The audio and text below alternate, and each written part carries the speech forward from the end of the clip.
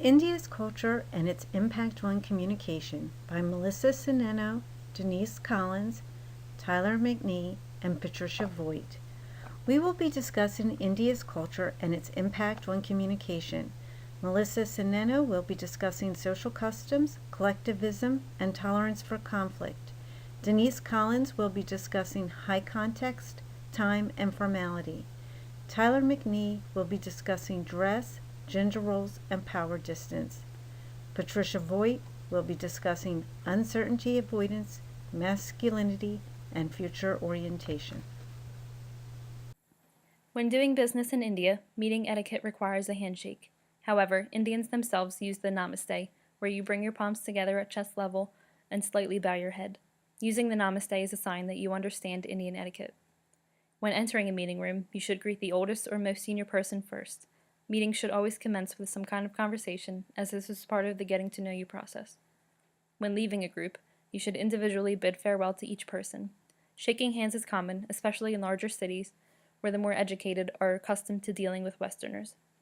Men may shake hands with other men, and women may shake hands with other women, but men and women are rarely seen shaking hands. If you're uncertain of what to do, wait for them to extend their hand. In India, business cards should be exchanged at the first meeting. It's a good idea to have it translated to Hindi on one side as a sign of respect.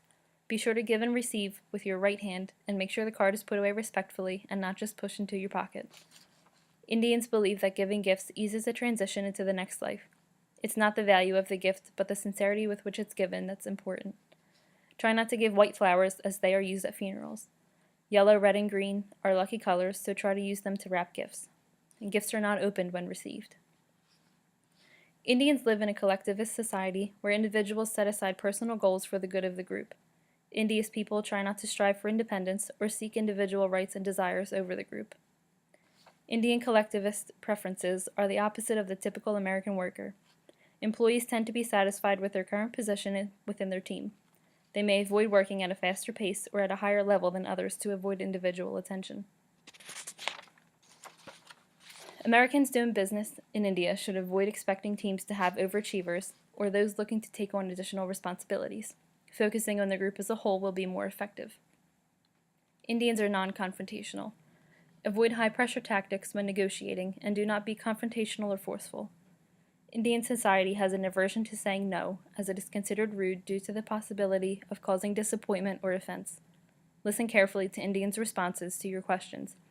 If terms such as will see or possibly are used, then the chances are that they are saying no. Decisions are reached by the person with the most authority, and decision-making is a slow process. If you lose your temper, you lose face and prove you are unworthy of respect and trust. Indians value relationship building and harmony, so avoid hard selling, pressure tactics, and any sort of conflict or confrontation.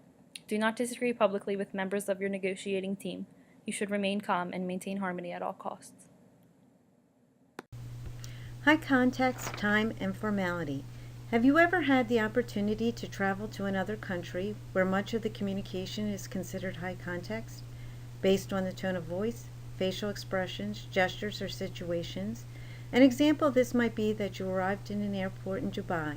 You had to make it quickly to the baggage claim to pick up your bags, and then find a bus or cab that would take you to the correct hotel using no directions or schedules. A person from a high context culture would find their way through their understanding of the situations and people around them.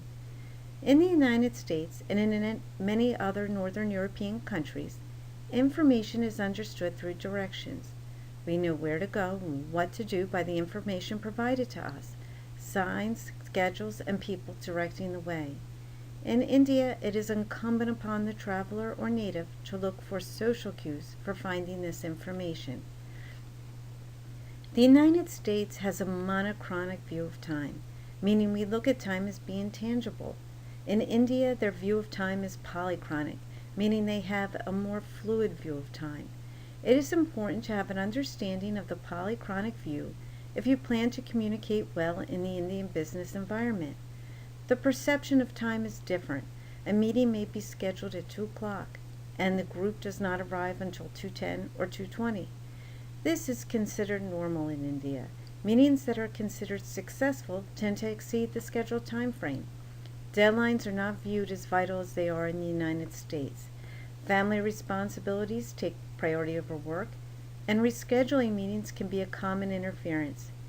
In addition, most polychronic countries, like India, are countries where the people bargain.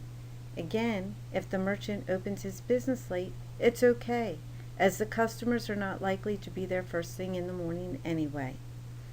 The formality of a culture can be easily discerned through the observations of relationships, business etiquette, and the dress of the people.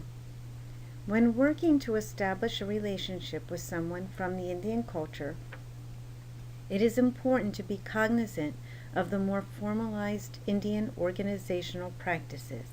For example, it is proper to meet officials by saying Namaste with your hands placed together, as if you were praying.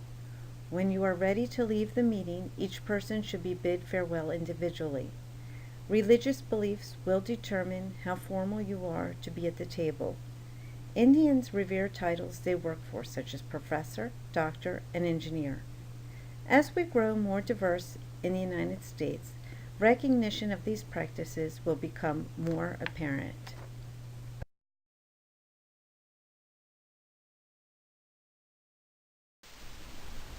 In business, men will wear a suit and tie, while women wear conservative dresses or pantsuits.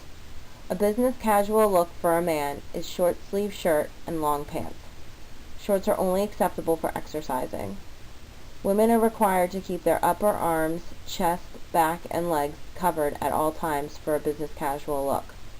Shorts are unacceptable for women to wear while exercising. They must wear long pants only. The use of leather products, such as belts or handbags, may be considered offensive, especially in temples. Cows are revered in India, therefore they do not use leather products. Although many laws recognize gender equality, societal views relate back to tradition and religion. Women suffer from low social status compared to men and are often treated negatively. A woman's sole purpose in life is to devote her life to her husband and children. This starts before the woman is married with a dowry. The groom is given a sum of valuables by the bride's father, usually in the form of jewels, to ensure the bride's security.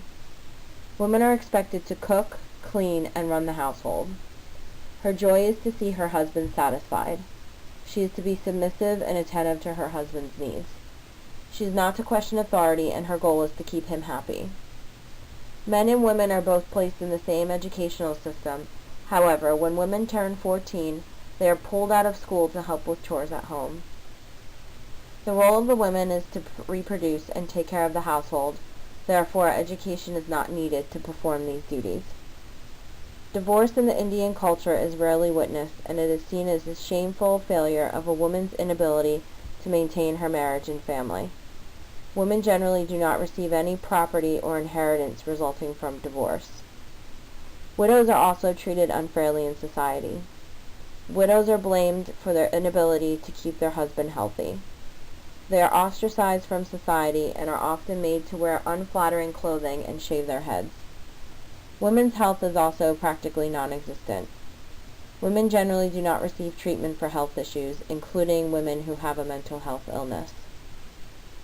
Modern women hold jobs and may either have partners or they are single mothers. While this is becoming more regular, it is still frowned upon in Indian culture. Indians' power distance is 77 compared to the world average of 56.5. This score indicates that there is a high level of inequality of power and wealth within the society. It is accepted by the population as the cultural norm. Thank you for joining us. Here are our resources.